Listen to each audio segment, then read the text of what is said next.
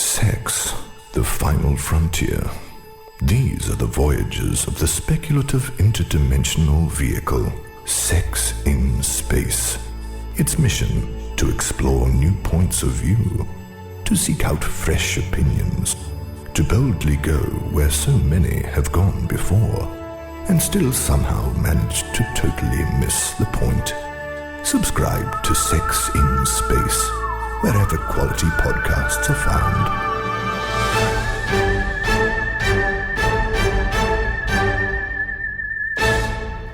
Hi there, and welcome back to Sex in Space. My name's Toshi, and we're excited to have you with us today for another podcast episode. Thanks so much for being here wherever you're tuning in from. Please make sure to leave a like, comment, or review. Your feedback means the world to us.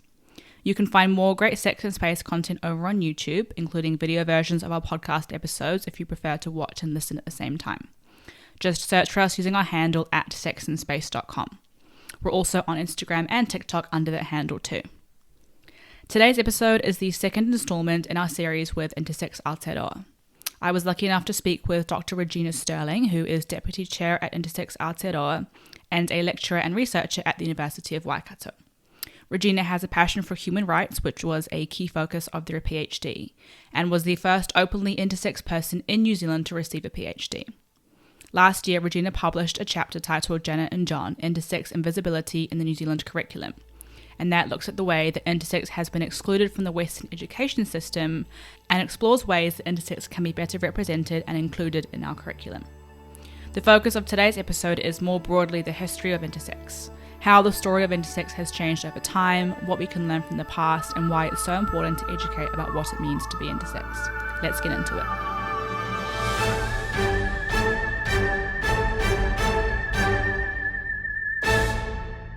This is going to be our second installment in our three-part podcast series with Intersex Aotearoa, and today we're looking at the history of intersex. We are joined by Rogena Sterling, so thank you so much for being here. No problem. So I thought I would start by asking, for anyone listening who perhaps hasn't had a chance to listen to the first installment in this podcast series, if you could explain what it means to be intersex. So, to be intersex is a person whose sex traits are genodiverse and or phenotypic. So that means their genetics or their phenotype, their expression and bodily type, gonads, genitals, etc., are not clearly definable as male or female. They're outside of that space. Yeah.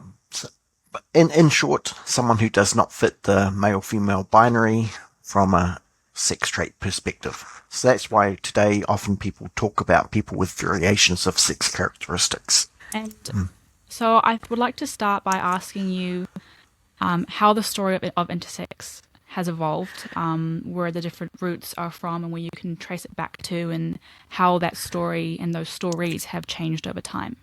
We'll start with maybe the present. Because phrases like variation of sex characteristics is very much of a present day story, narrative of how we understand ourselves. And it's very much come from what we'd call the liberal countries, such as the US, UK, New Zealand, who have been kind of at the forefront of such kind of languaging. To go back, so this part will kind of come back to the 1950s with Dr. John Money. And so at that point in time, we were referred to as hermaphrodites. And there's some issues today with some of the community about whether that's a bad word or slur, etc. But at that time, they were referred to as hermaphrodites. And John Money was looking at ways to classify intersex people within the binary of male or female. And around this time, but not just this time, but also the last 50 years or so ahead of it, there was growing acknowledgement of various chromosomes, hormones, and the diversity of the body that started to go beyond what people recognized as the reproductive basics of male and female. So biology was getting a bit confusing in far as classification. It was still quite clear, like, this is how males reproduce, females reproduce, and that was used for standard classification. But there was this big blurring in the middle, and that was becoming a big problem for classifying babies. And so Dr. John Money came up with this process of establishing a term called gender, which was a word to use to classify someone's social role and social orientation. So this is how they would act in society, how they would interact with relationships. We often now use the term sexual orientation. And so this term gender came into being. And for John Money, it was not that he totally excluded biological elements, but this was now the primary notion to use for classifications, and then see how it best suited with the other biological elements of that particular person. And so this became a huge change in the medical basis of how intersex people were considered. Prior to that, it was all based on how can we fix based on what we know biologically. That was not focused too much on the social or the sexual orientation part. So that was huge in our recent history. But that got even more divided when Dr. Robert Stoller came in 5-10 years later, and he extended John Money's paradigm, and he took out another phrase called gender identity, which was on top of gender. So you still had gender, but gender identity referred to that inner or psychological sense of who I am. And so he took that and took that outside of gender. So you had gender and you had gender identity. So this framing was then applied to transsexuals, now transgender people, because that was his area of focus, whereas for John Money, his primary focus was around hermaphrodite or intersex children. So we'd had both these doctors starting to work in these areas. And this framing was quite massive because it was that turning point from where the use of hermaphrodite, though still in vogue at that time, doctors were starting to think of ways to work through these and started using terms like pseudo-hermaphrodite for those who they considered were not true hermaphrodites, and that they considered were ones that they could easily deal with and assign easily without major change. And that way they felt like they were doing a much more of a humane practice to bring intersex people into the main fold of what it means to be male and female. And so there was a big change there.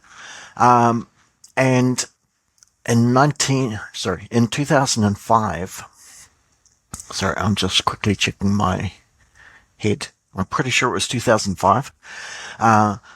The Medical Association, I think it was AAAP, but that can be fact checked, started to do a consensus statement, and that's where they started to change and call it disorder of sex development. So again, we had this huge shift because they began to acknowledge that for some intersex people, they didn't like the term hermaphrodite, though some were still identifying with that term. And so doctors thought if we call it disorder of sex development, it won't sound so horrific and so much monstrous as it has been in the past, which we'll come back to the past soon. So that was another major shift in languaging. For many in the community, if I use that term quite loosely, being called a disorder was not very likable by many. And so some people started to use the word differences of sex development. But over time, people started then using the term variation of sex characteristics as another way to explain what it means to be intersex without that really heavy pathological definition. And so that's kind of where this term has come in. But that came in kind of in the just after 2012, roughly, somewhere around there. Recent. But terms like hermaphrodite actually date back over 2,000 years and kind of come back to like Hermaphrodites as the god. And we've got other phrases used around the world. And I've been kind of searching, even in Scotland, I found a few terms that date back at least to 1500. So we've got these other terms. Hermaphrodite is the most well known. And it's interesting, even with hermaphrodite, science has used that term for a while, which is kind of referred to like a self-reproducing organism. But actually that's still very recent. It's not like it goes back ancient times. It's still roughly early 1800s when that usage came into being. So many today are thinking of hermaphrodite as a slur, but there are some intersex people who are attempting to reclaim some of that because of its connections and spiritual and cultural connections as well, and for some other reasons as well. So there's an interesting mix there from a language perspective. And that's what makes working in the community quite complex, would be a good way today, because people see themselves mainly because of the social and the medical effects on the community. That's how people have grown up to understand themselves. So it makes it really complex into how to bring people together and have a common language. But yeah, we can talk more later about the past history and things. But yeah. It's very interesting. Humans need to classify and put things into boxes, and language is very, very reflective of that, I think. And in terms of pioneers in the intersex world, who are some people that you view as pioneers? Three that come to direct mind for me would be ones like Hida Valoria, Tiger Devore, Mani Mitchell.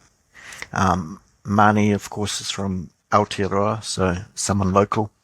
The other two are from the US. There are some people that I look up to that were key leaders who were out and open at the time I was understanding who I was. And yeah, no, they've given me great inspiration. And in recent times, what is making the subject of intersex something that people are engaging with?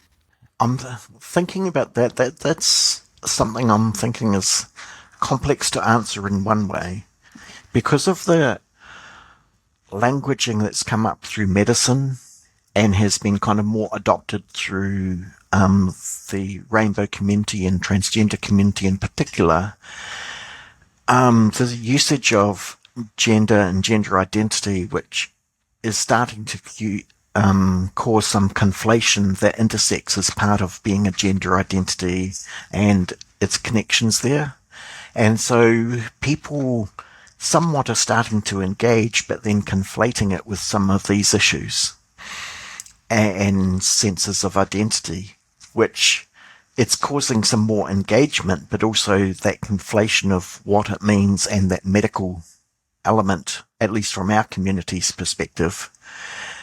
And so I'm struggling to know whether that's a positive or negative engagement. So I guess in one sense, at least it's engagement, but yeah. People who are engaging, maybe they're starting to learn and have some conversations. Is there somewhere that you might, a direction or like a resource you would point them at and say, maybe this is a good place to go so that you can have a read and really learn the facts, I guess? Yeah. So we do have some information on our website, and I think we've still got some brochures around which we're in the process of reorganising it at Intersex Aotearoa. But yeah, no, it's something that's quite interesting. But I find, at least around me, so in my personal case, if I say intersex and people don't understand, often I just say, for example, hermaphrodite, and people go, I get it. So I think there's still quite a few people who kind of get it, and even if it needs some fine tuning after that to give some clarification, just that little example brings people onto the same page, and then reflect it from there. Kind of like an entry point. Yeah, yeah. Okay. And in terms of education around intersex and intersex history, is there anyone you think that is doing that well? Most of the kind of history is really focused around the modern history. So it's kind of around John Money's time and somewhat later.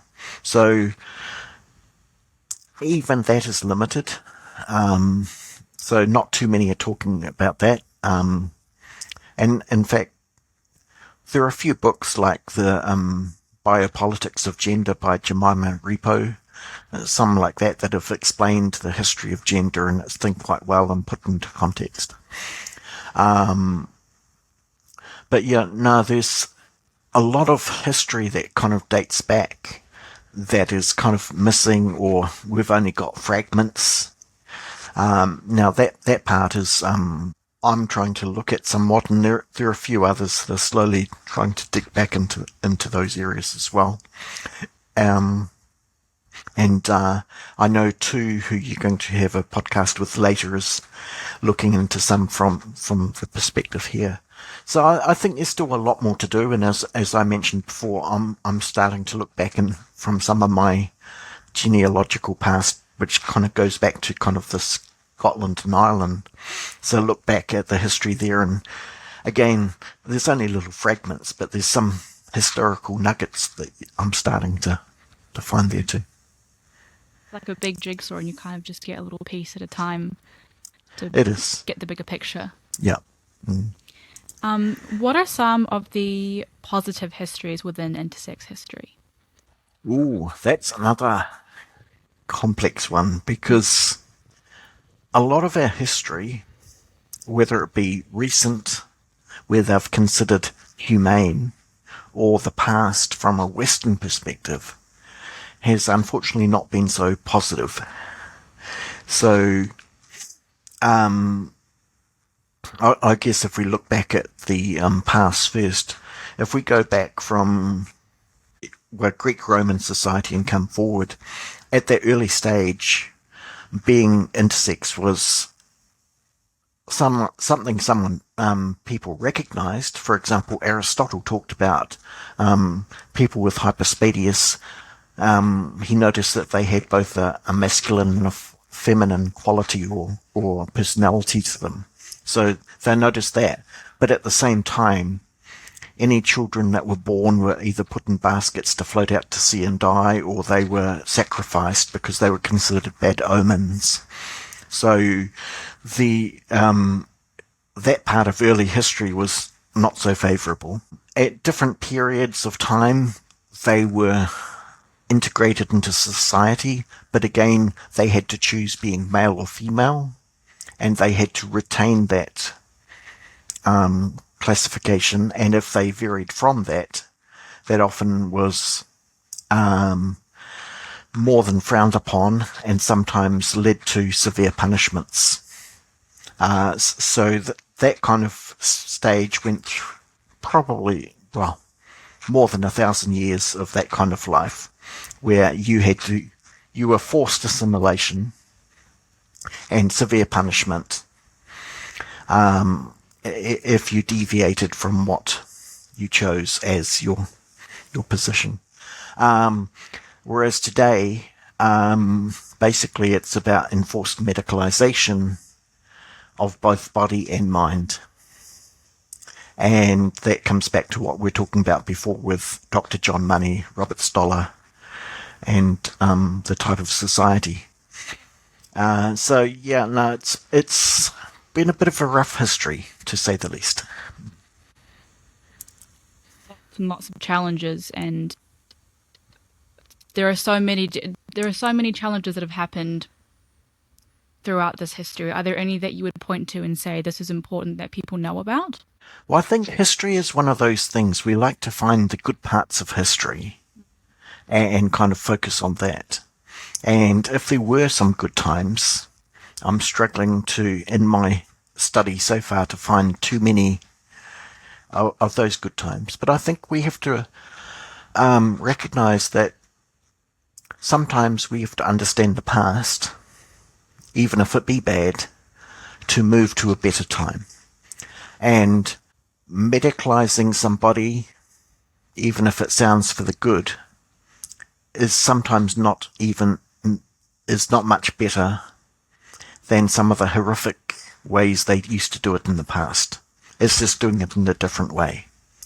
Maybe you're not killing somebody, but you're forcing them into this invisible existence that they may or may not associate with. I think it's somewhat recognizing that, but I think the other thing is to recognize that for some cultures and some indigenous peoples, there was much more acceptance. And so I think we can actually look to that. And I know in some indigenous cultures actually are re-understanding some of those histories that they used to have, and how that plays into the present, having to overcome some of the colonized narratives that have been put into societies of more recent times. So there are some kind of, outside of the Western framing, there are some more positive stories, but again, I have less knowledge of those areas, so can't speak too much to that. In terms of intersex history being taught in schools, how would you personally like to see that be done? So, as far from the historical and the school representation, it's really important that intersex children, recognise that they're actually part of society. So I've written a chapter in a book recently, and I titled it Janet and John, the Invisibility of Intersex in the New Zealand Curriculum. Because when I grew up, when I was like 5 years old, 6 years old, somewhere there, the books that I remember, which is interesting, I still remember them for some reason, but they were called Janet and John, and there was this boy and there was this girl, and that's all that was represented. So even though I knew there was something I could not understand, because the only representations of society I had was this boy and this girl. And so understanding that intersex people, and knowing that not all, like some understand themselves within the male space or in the female space, and some outside of that, but knowing that there's an older history, knowing that there's a whakapapa or a genealogy that goes back. There are some deities that represent us as intersex people. I think is important. Sometimes in the past, education's just represented it as there's this kind of mythology, but it's just some kind of ancient story, but it's not real, and it kind of makes that disconnection from reality, and kind of deculturalizes what it means to be human in a sense as well. So it'd be nice, I'm not saying every book has to contain it, but nice for people to kind of see representations here and there, which helps people realize that actually it's okay to be intersex, and it's not an abnormal thing, it's not a disorder, it's not a pathology. Actually, it's part of everyday biology, part of human nature, and that it should always be there. Yeah. And I think too, for example, for other kids, if they're going to the library and they're picking up a book, even if they're not an intersex, being able to read it and recognize that like you say, it's normal, and that they're reading a book, and this is just part of the world, and this is how people are. And so, it can help people who are intersex recognize and have this kind of visibility for themselves, but also for people around them to be aware as well, I think is really, really great and really important. Yeah. And for many of these representations, especially at the young age, they don't have to be sexualized or in anything like that. It just needs to be a normal representation, but understanding that the world is more complex than this binary system of just male and female. And I think that could be done quite well, and that would enable without offending more conservative parts of society too much, which would then embrace that inclusivity quite well. What is the name of the book that you wrote your chapter in? It's Sexuality Education Around the World. Okay. Past, present, and future. It's coming out soon. So. Wonderful. All right. So to all our listeners out there, keep an eye out. I think it would be something great to read, and then maybe take away some information and have a conversation with other people, Is there anything that I haven't asked that you would really like to discuss in terms of the history of intersex? I think the biggest thing as far as history is understanding the impact that Western socialization of male and female in these binaries based around reproduction, which is very much a Western idea and thought. That does not mean that reproduction is not important to talk about and understand for complex purposes, but to focus on that as the only way to understand society is actually harming many communities, including intersex people, transgender people, etc. And so to understand that, yes, there are some people who can reproduce sexually, including some within those communities. Not all can, but it does not mean that those people who don't are not human. And so it's important to put the complexity of biology, social life, cultural life, and bring them together. And that's the way to bring a more inclusive society and understand how we see ourselves. Because the last thing I would like to see is a repetition of the past 2,000 years, effectively, just reproduced again into the future. And we've seen that through this World War II with some of the concentration camps. Maybe many of them were Jews, but there were a lot of homosexuals and intersex and transgender people that were caught up in that whole situation as well. And I've even heard of situations where people are encouraged to either abort, or when it comes to IVF, certain embryos were not selected because they had intersex traits. And so we have these selections even today where effectively the same kind of discrimination is occurring. Goodness. So I think we've still got a lot to learn from the past to create a much more inclusive and embracing future. I think that the word complexity is really great, because there is so much space in between for these complexities. And that's how the world is. That's how biology, society, culture, it's complex. Yeah, it is very complex. And I think the intersex community in its broad term represents so much of that complexity. There's over 40 variations of that have many combinations of different chromosomal, hormone, or reproductive anatomy that's all different. Different ways the intersex community understand themselves with a more male basis, more female basis, or somewhat in between, I guess. That's not the right word. But the thing, that's the other problem. We just don't have wording at the moment because of of where we are. So that word complexity, I think, fits very nicely in our whole discussion. It's a great point about language. I think we need to really expand. It's like how some languages have a word for something and you can't translate it because it doesn't. We don't have a word for it in English. Yeah. We need to create words to be able to speak about these things that previously have been ignored. Yeah.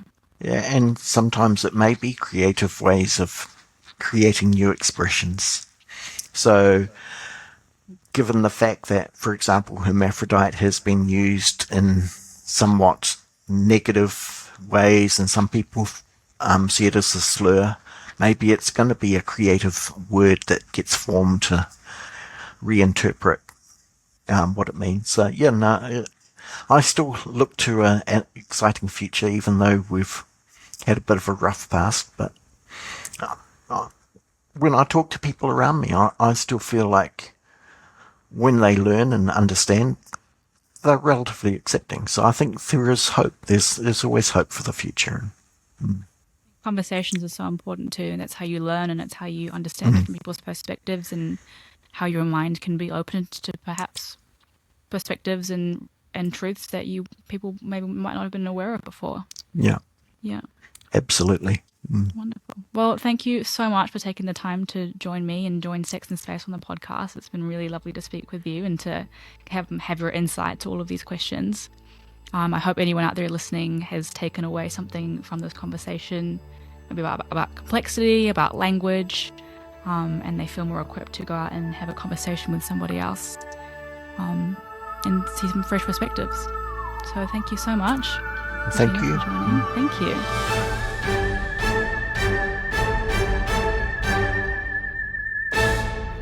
We really hope you enjoyed today's episode. If you want to find out more about what it means to be intersex, head over to intersexaotearoa.org. Before we sign off, we want to remind you to check out our books, How to Talk with Your Kids About Porn and The Organ Education Forgot, which are both available as a downloadable PDF or in print. Just head on over to sexandspace.com to grab your copy. Until next time, safe travels and see you on the next episode.